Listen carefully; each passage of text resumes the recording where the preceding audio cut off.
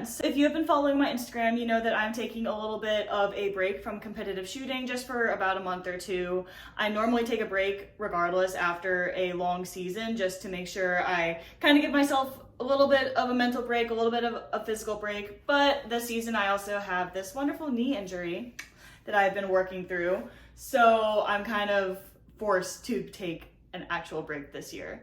I'm going a little bit stir crazy, but it's okay. I'm sorry I did not get a video posted last week. Life has been a little bit chaotic here. Even though I'm not competitively shooting right now, I do have classes for grad school starting back up. I'm in the process of getting ready to move, so I'm kind of living out of boxes right now. And just, you know, all the fun stuff that comes with classes and moving and started a new job and all the fun things. But we are back. We got a video coming up for you guys. So because I am not really sharing any competitive shooting stuff, I decided this would be a good time to talk about concealment within a fanny pack, something that has been really popular within the past couple of years. We're gonna talk about the pros and the cons of concealing with the fanny pack, what we need to consider, and how I personally draw from a fanny pack. We want to make sure that we're not accidentally flagging ourselves. Everything today will be done with a blue gun, just so that way there is no risk of this video being taken down. But yeah, let's get going. Okay, so first things first, why would we consider carrying with a fanny pack? For a lot of people, it provides them a little bit of comfort because that gun is not directly on them. Personally, I like having my gun directly on me. I prefer on-body carry. I don't like doing anything off-body, backpacks, purses. I'm normally not a fan of that because there is the risk that someone could come and grab that bag off of you and then there goes your defense. It is also harder to draw from those bags than we would think it is. There's this whole other thing we've got to take into consideration. We've got to get to the bag, we got to undo the zipper, just a lot of moving variables. So I always prefer on-body. Again, we have to train with everything we do, but just on body to me, I feel a little bit more secure. I know where my gun is, I know how to get to it, and I know the obstacles that I have to overcome, and I have trained with those obstacles a decent amount to be comfortable doing that. Another reason people might be interested in fanny pack carry is the type of clothes they wear. You know, going to and from the gym, normally wearing tighter clothes, it's a little bit harder to conceal without it printing, or if it's just that's how you normally dress. Or if it's just an outfit that, you know, it's a little bit of a struggle, you might go towards the fanny pack carry instead. And there's nothing wrong with that if you do the proper training. With the fanny pack, there are a couple of different ways that you can orient the fanny pack on. I know crossbody has been really popular. So crossbody is one way that you can carry your fanny pack, make sure it's tight against you. And then the other popular way that we have seen a lot is just the classic way of carrying it, the fanny pack on your person or on your waistband. Both of these techniques are honestly totally fine, again, as long as you train, and we're about to go into how you should draw from this safely. Before we get into the draw mechanics of drawing from a fanny pack, I'm going to talk to you a little bit about how we are safely carrying inside the fanny pack. There are a ton of fanny packs out there now that they have become pretty popular. This one is from Vertex, and I like it because it doesn't look tactical.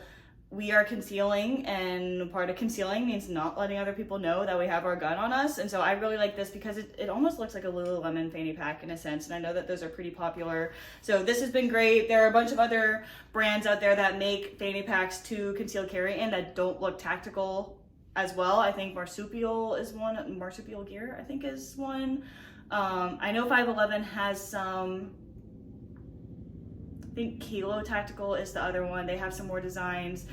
Do your research and find the fanny pack that fits your style the best. Me personally, I want one that doesn't scream, I have a gun. Moving on, within the fanny packs, they're all gonna have this sort of padding, this Velcro padding, and that is that way you can attach a Velcro Kydex holster to it. This holster right here, it is Kydex, and it is from Crossbreed Holsters, and it's Velcro in the back. I don't know how to focus this without a cameraman. I apologize for today. I will do my best to learn how to film by myself. But this has a Velcro back, so that way you can Velcro it into your fanny pack, and this is really, really secure. Make sure if you are ever carrying in an off-body bag of sorts that you are not just throwing your gun into the bag. That is extremely dangerous, and we run the risk of something, a hair, a thread, something loose in that bag getting into your trigger guard and pulling that trigger to set your gun off. Always get a Kydex holster to put inside of whatever you are carrying with. So now, how do we draw safely from the fanny pack? So first things first, I already said this earlier, I think, but this is a blue gun. This is a hunk of plastic. We're going to be training and showing and demoing with this today. I know all three of those words just meant the same thing, but oh well.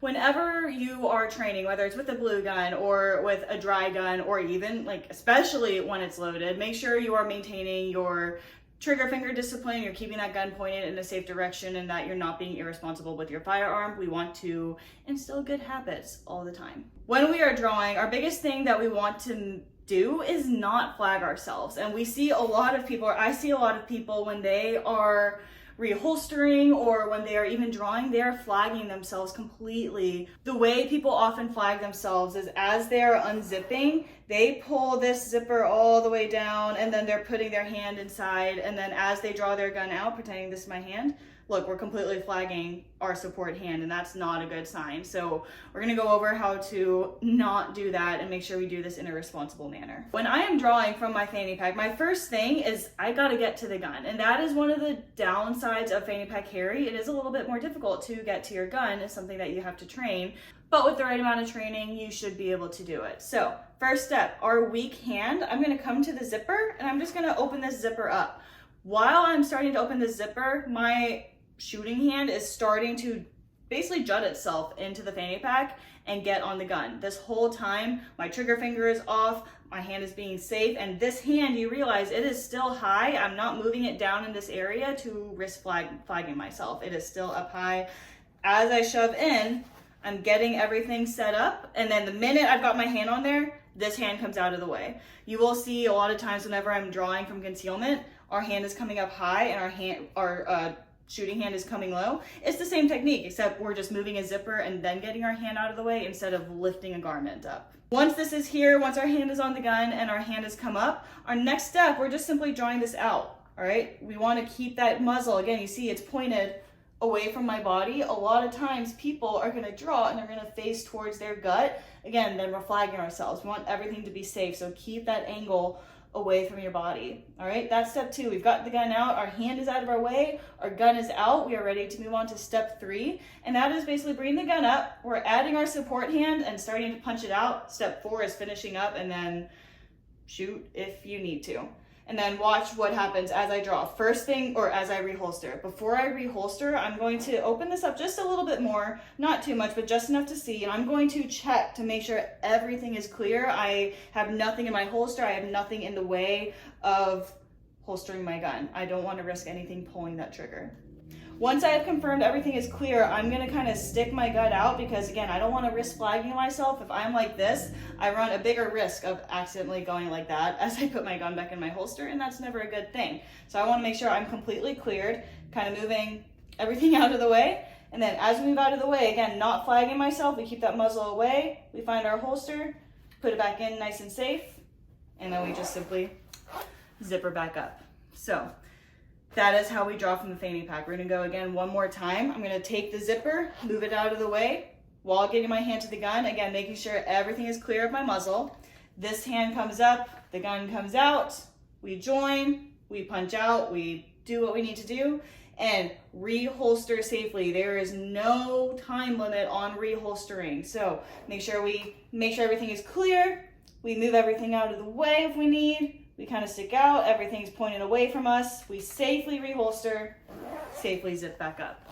That is how I draw from a fanny pack, and it takes time, it takes practice. A fanny pack is not a solve-all. Yes, it is super convenient, but it is more dangerous if you don't know what you're doing. So to everyone saying fanny pack is great, you can just put it in and go, that's really not the case. It takes time and practice. We all have a responsibility to be safe with our firearms, especially when we are concealing. Hopefully that helped you guys out a little bit.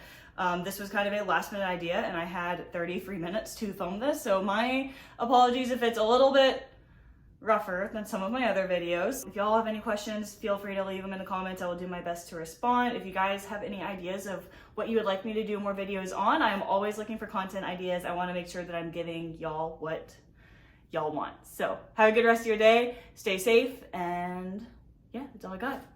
We'll see y'all next time. Quite popular in the past few years. We'll talk some about the pros, some about the We will talk some about the pros, some about the words. We're just gonna start over, yeah. Carrying inside the fanny pack. Now, when it comes to the fanny pack, if I had $1 for every time I said fanny pack today, I could afford another fanny pack. Oh my gosh, I need my cameraman back. I can't do this by myself. There's no one to make jokes with. Anyways,